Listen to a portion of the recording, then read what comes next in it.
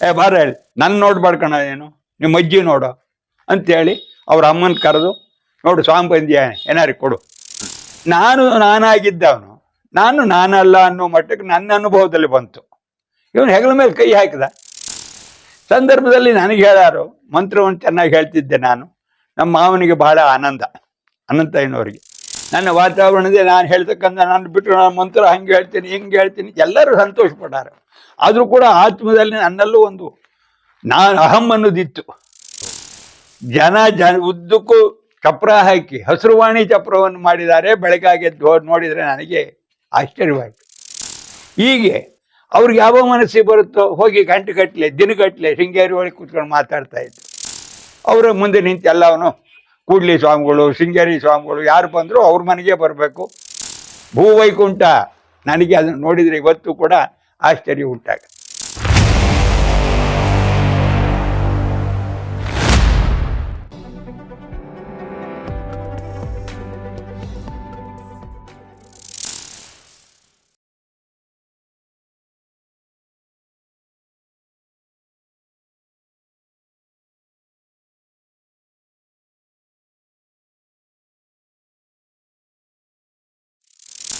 ಹೀಗಿದ್ದಂಥ ಸಂದರ್ಭದಲ್ಲಿ ನಾನು ಎಲ್ಲಾರಿ ಊರಿಗೆ ಹೋದರೆ ರಸ್ತೆ ಒಳಗೆ ಮೆಟ್ಲು ಮೇಲೆ ಕೂತಿರ ವೆಂಕಟಾಚಲಯ್ಯ.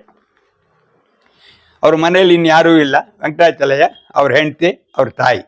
ಹೀಗೆ ಕೂತಾಗ ಗುರುಮರಿ ಬಾರವ್ ನಾನು ಬರ್ತಾ ಇತ್ತಿಲ್ಲ ನಾನು ಕೆಲಸದ ಕಣ ಹೋಗ್ಬೇಕು ಕಣ. ಬಾರ ಹೇಳಿ ನನ್ನ ನೋಡ್ಬಾಡ್ಕಣ ಏನು ನಿಮ್ಮ ಅಜ್ಜಿ ನೋಡು ಅಂತೇಳಿ ಅವ್ರ ಅಮ್ಮನ ಕರೆದು ನೋಡು ಸ್ವಾಮಿ ಬಂದ್ಯಾ ಏನಾರು ಕೊಡು. ನಾನು ಒಳಗಡೆ ಹೋಗಿ ಅಜ್ಜಿಗೆ ನಮಸ್ಕಾರ ಮಾಡಿ ಕಾಫಿಯೋ ಹಾಲೋ ತಿಂಡಿಯೋ ಏನೋ ತಿನ್ಕೊಂಡು ಒಂದು ಗಳಿಗೆ ಮಾತಾಡಿಸ್ಕೊಂಡು ಅವರ ಹೆಂಡ್ತಿನೂ ಮಾತಾಡಿಸ್ಕೊಂಡು ಆ ಹುಡುಗಿಯು ನಮ್ಮ ಗುರುಗಳ ಮಗಳಯ್ಯ ಮಾತಾಡಿಸ್ಕೊಂಡು ಅಲ್ಲಿಂದ ನಾನು ಹೋಗ್ತಾ ಇದ್ದೆ.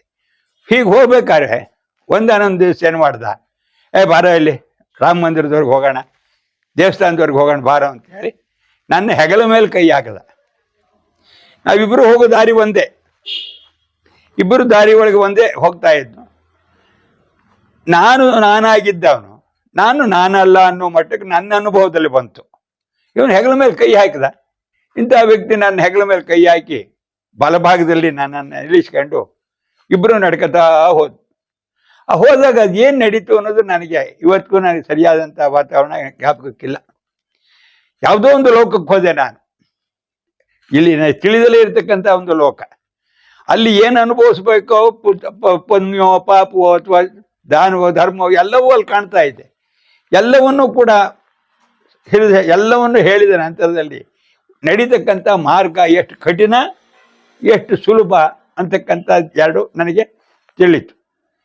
ಇವರ ಗಂಟೆ ಶ್ರೀನಿವಾಸಯ್ಯನವರ 4ನೇ 3ನೇ ಮಗ ಅನಂತಯ್ಯ ಅಥವಾ ಸಾಂಬಶಿವಯ್ಯ ಇವರೆಲ್ಲರೂ ಕೂಡ ಶತಾಯುಷಿಗಳಯ್ಯ. ಅವರು ನಮ್ಮ ಅಜ್ಜನೂ ಅವರು ಕೂಡ ಶತಾಯುಷಿಗಳೇ, 105 ವರ್ಷ ಬದುಕಿದ್ದಾರೆ ಅವರೆಲ್ಲರೂ. ಎಲ್ಲರೂ ಕೂಡ ಅನನ್ಯಾಶ್ಚಿಂತೆಯಂತೋ ಮಾಂ ಹೇಳ್ಕೊಂಡೇ ಬಂದರು. ಗೀತೆಯ ಮೂಲದಿಂದಲೇ ಬಂದವರು. ಎಲ್ಲರೂ ಕೂಡ ಧಾರ್ಮಿಕವಾಗಿರ್ತಕ್ಕಂಥ ದೃಷ್ಟಿಯಿಂದ ಇದ್ದವರು.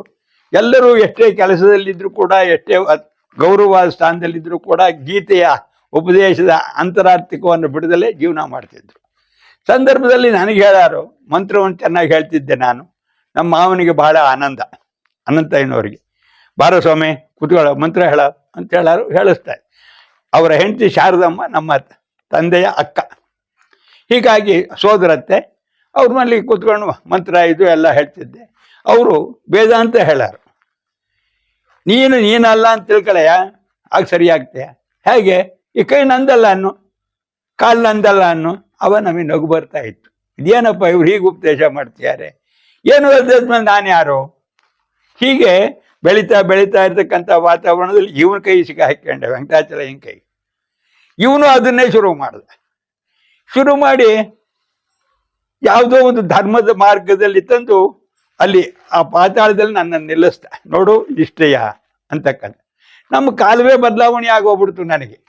ನಾನು ಅವಾಗ ಸುಮಾರಾಗಿ 25-30 ವರ್ಷ ಇರಬೇಕು. ನನ್ನ ವಾತಾವರಣದೇ ನಾನು ಹೇಳ್ತಕ್ಕಂಥ ನಾನು ಬಿಟ್ಟರು ನಾನು ಮಂತ್ರ ಹಂಗೆ ಹೇಳ್ತೀನಿ ಹಿಂಗೆ ಹೇಳ್ತೀನಿ ಎಲ್ಲರೂ ಸಂತೋಷ ಪಟ್ಟಾರೆ. ಆದರೂ ಕೂಡ ಆತ್ಮದಲ್ಲಿ ನನ್ನಲ್ಲೂ ಒಂದು ನಾನು ಅಹಂ ಅನ್ನೋದಿತ್ತು, ಅವು ಎಲ್ಲ ಆ ಸಮಯದಲ್ಲಿ ಹೋಯಿತು ಅಂತಲೇ ನಾನು ತಿಳ್ಕೊಂಡಿರೋದು. ಆ ಟೈಮಲ್ಲಿ ಅವನು ಹೆಗಲ ಮೇಲೆ ಕೈ ಹಾಕಿ ನನ್ನನ್ನು ದೇಹವನ್ನೇ ಒಂದು ಶೋಧನೆ ಮಾಡಿಬಿಟ್ಟ. ಮಾಡಿ ಅಲ್ಲಿ ಕರ್ಕೊಂಡೋಗಿ ದೇವಸ್ಥಾನ ಬಾಗಿಲಿಗೆ ಹೋದ್ನು. ಅಲ್ಲಿಗೆ ಹೋದ್ರೆ ಮತ್ತೆ ನಾನು ಆಗ್ಬಿಟ್ಟೆ. ಅವನು ಹೆಗಲ ಮೇಲಿಂದ ಕೈ ತೆಗೆದು ಕೂಡಲೇ ಅವನು ಆ ಕಡೆ ಹೋಗಿ ಕಟ್ಟೆ ಮೇಲೆ ಕೂತ್ಕೊಂಡು ನಾನು ಇತ್ತ. ಅವನು ಯಾವಾಗ ಕೂತ್ರು ಕೂಡ ಹಳ್ಳಿ ಕಟ್ಟೆ ತೆಗ್ಗಿಲೇ ಕೂರ್ತಾ ಇದ್ದಿದ್ದು. ಚಕ್ಲು ಬಕ್ಲು ಹಾಕ್ಕೊಂಡು ಒಂದು ಕಾಲನ್ನು ಕೆಳಗೆ ಬಿಟ್ಟು ಒಂದು ಕಾಲು ಮೇಲಿಟ್ಕೊಂಡೆ ದತ್ತಾತ್ರೇಯ ಕೂತ್ಕೊಂಡಂಗೆ ಕೂತ್ಕೊಳ್ಳ. ದತ್ತಾತ್ರೇಯ ಸ್ವಾಮಿ ಫೋಟೋ ನೋಡಿದರೆ ಅವನ ಫೋಟೋನು ಎರಡು ಒಂದೇ ಥರದಲ್ಲಿ ಕಾಣ್ತಾ ಇತ್ತು. ಅವನ ಹಿಂದ್ಗಡೆ 2 ನಾಯಿಗಳು, 4 ನಾಯಿಗಳು ಯಾವಾಗಲೂ ಕೂಡ ಅವನ ಜೊತೆ, 4 ಕೂಡ ಜೊತೆಲಿ ಬಂದು ಮಲಗಾವು. ಅದ್ರಲ್ಲಿ ಓದ್ತೀವಿ ದತ್ತ ಪುರಾಣದಲ್ಲಿ 4 ವೇದಗಳು, 4 ನಾಯಿಗಳು ಅಂತ. ಇದನ್ನೆಲ್ಲ ಒಂದೊಂದೇ ವಿವರಣೆಗಳನ್ನ ತೆಗಿತಾ ಇದ್ದಾಗ ಇವನು ಹೌದೇನೋ, ಇವನೇ ದೇವ್ರು ಇರ್ಬೇಕೇನೋ ಅಂತಕ್ಕಂಥ ಭಾವನೆ ನಮ್ಮಲ್ಲೂ ಬರ್ತಾ ಇತ್ತು. ನನಗೂ ಒಂದು ವೈಬ್ರೇಷನ್, ಹೌದೋ ಅಲ್ವೋ, ಹೌದೋ ಅಲ್ವೋ. ಇಂಥ ವ್ಯಕ್ತಿ ಯಾರನ್ನೇ ಕಂಡ್ರು ಶೃಂಗೇರಿಗೆ ಕಳಿಸ್ತಕ್ಕಂಥ ಸಂದರ್ಭದಲ್ಲಿ ಶೃಂಗೇರಿಲಿ ಎಷ್ಟು ಗೌರವ ಇತ್ತು ಅಂದರೆ, ವೆಂಕಟಾಚಲಯ್ಯನವ್ರು ಕಳಿಸ್ಯಾರೆ ಅಂತೇಳಿ ರಾತ್ರಿ 12 ಗಂಟೆಯಲ್ಲಿ ಹೋಗಿ ಅಲ್ಲಿ ಹೇಳಿದರೆ ಮತ್ತೆ ಊಟ ತಿಂಡಿ ವ್ಯವಸ್ಥೆಗಳನ್ನು ಮಾಡ್ತಕ್ಕಂಥ ಒಂದು ವಾತಾವರಣದಲ್ಲಿ ಸ್ವಾಮಿಗಳಿದ್ರು. ಹೀಗೆ ಅವ್ರಿಗೆ ಯಾವ ಮನಸ್ಸಿಗೆ ಬರುತ್ತೋ ಹೋಗಿ ಗಂಟೆಗಟ್ಟಲೆ ದಿನಗಟ್ಟಲೆ ಶೃಂಗೇರಿ ಒಳಗೆ ಕೂತ್ಕೊಂಡು ಮಾತಾಡ್ತಾ ಇದ್ರು. ನಮ್ಮೂರಿನಲ್ಲಿ ಸ್ವಾಮಿಗಳು ಬರ್ತಾರೆ ಅಂತಕ್ಕಂಥ ಒಂದು ಸಂದರ್ಭ ಬಂತು ಈ ಅವಧೂತರಾದರ ಅಂತರದಲ್ಲಿ. ಅಷ್ಟೊತ್ತಿಗೆ ಬಹಳಷ್ಟು ಹೆಚ್ಚು ಕಮ್ಮಿ ಅರ್ಧ ಮುಕ್ಕಾಲು ಭಾಗ ಶಿಷ್ಯರಾಗಿದ್ದರು. ಚಿಕ್ಕಮಗಳೂರು, ಕಡೂರು, ಎಲ್ಲೆಲ್ಲೋ ಬೆಂಗಳೂರು, ಎಲ್ಲೋ ಬರೋರು, ಯಾರೋ ಹೋಗಾರು.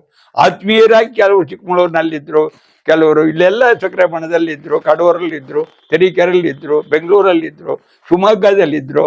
ಅವರೆಲ್ಲರೂ ವಾಸಸ್ಥಾನ ಮಾಡ್ತಾ ಇದ್ದಾರೆ ಅಂದರೆ ಶಿವಮೊಗ್ಗದಲ್ಲಿರಬೇಕು ಅಂತ ಒಂದು ಅಂದಾಜು ಹೇಳಿದರೆ, ಇನ್ನೊಬ್ಬ ಬೆಂಗಳೂರಿನಲ್ಲಿ ಮಗಳ ಮನೇಲಿರಬೇಕು ಅಂತ. ಹೀಗೆ ಯಾವುದೋ ಒಂದು ನಿಗದಿತವಾಗಿರ್ತಕ್ಕಂಥ ಸ್ಥಳದಲ್ಲಿದ್ದು ಗುಪ್ತವಾಗಿ ಯಾರ ಕಣ್ಣಿಗೂ ಹೆಚ್ಚಿಗೆ ಸಿಗದಲೇ ಇರ್ತಕ್ಕಂಥ ಜಾಗವನ್ನು ಹುಡುಕೊಂಡು ಅವರು ತಿರುಗ್ತಾ ಇದ್ರು.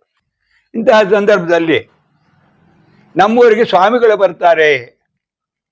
ನಮ್ಮೂರಿನಲ್ಲಿ ಯಾರ ಸಹಕಾರವೂ ಇಲ್ಲ, ಅಥವಾ ನಮ್ಮಲ್ಲಿ ಸಹಕಾರ ನೀಡ್ತಾರೆ ಅಂತಂದರೆ ಊರಿನಲ್ಲಿ ಎಲ್ಲರೂ ಬಡತನದ ಒಂದು ವಾತಾವರಣವೇ, ಅಥವಾ ಸ್ವಾಮಿಗಳನ್ನು ಸಾಕುವಂಥ ಜನ ನಮ್ಮಲ್ಲಿ ಸ್ವಲ್ಪ ಕಮ್ಮಿ. ನಾಯಕ ಸೀತಾರಾಮಯ್ಯನವ್ರ ಮನೆ ಅಂದರೆ ವಿಶೇಷವಾಗಿ ಅವರ ಮುಂದೆ ನಿಂತು ಎಲ್ಲವನು ಕೂಡ್ಲಿ ಸ್ವಾಮಿಗಳು, ಶೃಂಗೇರಿ ಸ್ವಾಮಿಗಳು ಯಾರು ಬಂದರೂ ಅವ್ರ ಮನೆಗೆ ಬರಬೇಕು, ಇನ್ಯಾರ ಮನೆಯೂ ಅಷ್ಟು ದೊಡ್ಡದು ಇಲ್ಲ, ಅನುಕೂಲತೆಯೂ ಕಮ್ಮಿ. ಹೀಗಾಗಿ ಆ ಎಲ್ಲ ರಾಜಭೋಗಗಳು ಅವ್ರ ಮನೇಲಿತ್ತು. ಹೀಗೆ ಕರ್ಕೊಂಬರ್ತಾರೆ ಅಂದಾಗ ಎಲ್ಲಿ ಕರ್ಕೊಂಬರ್ತಾರೆ? ವೆಂಕಟಾಚಲಯ್ಯನವರು ಮನೆಗೆ ಬರ್ತಾರೆ. ಏನೋ ಅಂತ ಇವನಂಗೆ ಕೇಳಿದರೆ ನನಗೆ ಗೊತ್ತಿಲ್ಲಪ್ಪ, ಎಲ್ಲಿ ಬರ್ತಾರೋ ಏನೋ, ಅವ್ರ ಶಿಷ್ಯರನ್ನ ಅವ್ರು ನೋಡೋಕೆ ಬರ್ತಾರೆ, ನಂಗೇನು ಗೊತ್ತು ಅಂತ ಬಾಗಿಲಿನಲ್ಲಿ ಮಾಮೂಲಂತೆ ಕೂತ್ಕೊಂಡು ಹೇಳ. ಬರೋದಿನ್ನು 1 ದಿವಸ ಅಥವಾ 2 ದಿವಸ ಇದೆ ಅಂದಾಗ ನಾನು ಊರಿಗೆ ಹೋಗಿ ನೋಡ್ತೀನಿ. ಆಶ್ಚರ್ಯವಾಯಿತು. ಇದೇನು ವೈಕುಂಠ? ನಮ್ಮೂರಿನ ಬಸ್ ಸ್ಟ್ಯಾಂಡಿನಿಂದ ಹಿಡಿದು ವೆಂಕಟಾಚಲಯ್ಯನವ್ರ ಮನೆಯವರೆಗೆ 2 ಫರ್ಲಾಂಗ್ ಆಗತ್ತೆ. ಅಲ್ಲಿಂದ ಗ್ರಾಮ ಪ್ರದಕ್ಷಿಣೆ 1 ಫರ್ಲಾಂಗ್ ಆಗತ್ತೆ. 3 ಫರ್ಲಾಂಗ್ ದೂರನ ಒಂದು ರಾತ್ರಿ ಒಳಗೆ ಅಡಿಕೆ ಬೊಂಬುಗಳನ್ನು ತಂದು, ಅಡಿಕೆ ಮರಗಳನ್ನು ತಂದು ಜನ ಉದ್ದಕ್ಕೂ ಚಪ್ರ ಹಾಕಿ ಹಸಿರುವಾಣಿ ಚಪ್ರವನ್ನು ಮಾಡಿದ್ದಾರೆ. ಬೆಳಗಾಗಿ ಎದ್ದು ನೋಡಿದರೆ ನನಗೆ ಆಶ್ಚರ್ಯವಾಯಿತು. ಆ ನಂತರದಲ್ಲಿ ಅಡುಗೆಯಲ್ಲಿ ಅದೇ ಒಂದು ದೊಡ್ಡ ಹೊಲ, ಆ ಹೊಲದಲ್ಲಿ ಹಾಗಾಗಿ ಆ ಅಡುಗೆ ಮನೆಯ ವ್ಯವಸ್ಥೆ ನೋಡಿದರೆ ಹೆದರಿಕೆ ಆಗುತ್ತೆ. 15-20 ಜನ ಅಡುಗೆಯವ್ರು ಬಂದಿದ್ದಾರೆ, ಪಾತ್ರೆಗಳು ಬಂದಿದ್ದಾವೆ, ದೊಡ್ಡ ಪದಾರ್ಥ. ಆಂಜನೇಯ ದೇವಸ್ಥಾನ ಸುತ್ತ ಚಪ್ರ ಹಾಕಿದ್ದಾರೆ.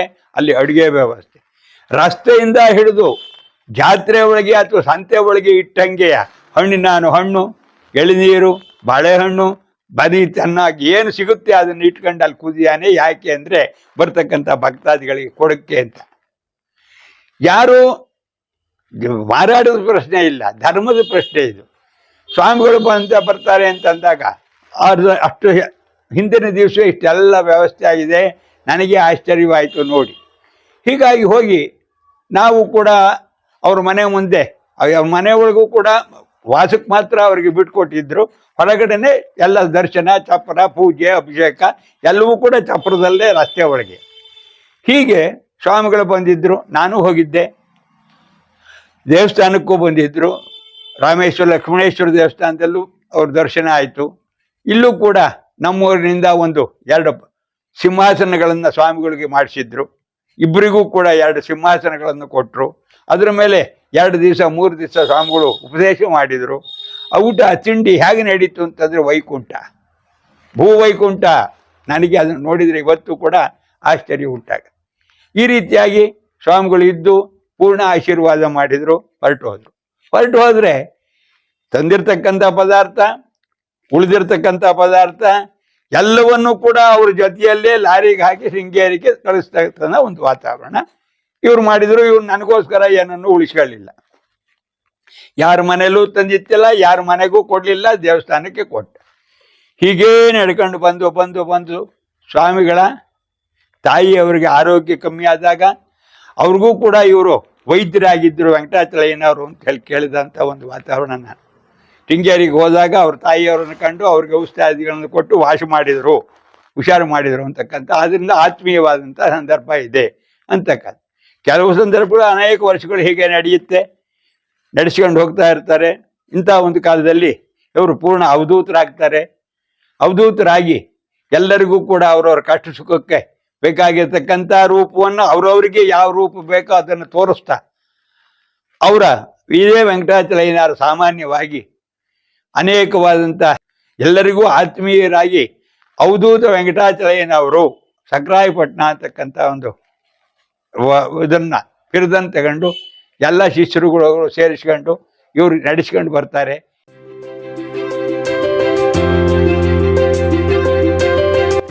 ದಯಮಾಡಿ ಲೈಕ್ ಮಾಡಿ, ಶೇರ್ ಮಾಡಿ, ಸಬ್ಸ್ಕ್ರೈಬ್ ಮಾಡಿ, ಮರೆಯದೆ ಬೆಲ್ ಬಟನ್ ಒತ್ತಿ. ಧನ್ಯವಾದಗಳು.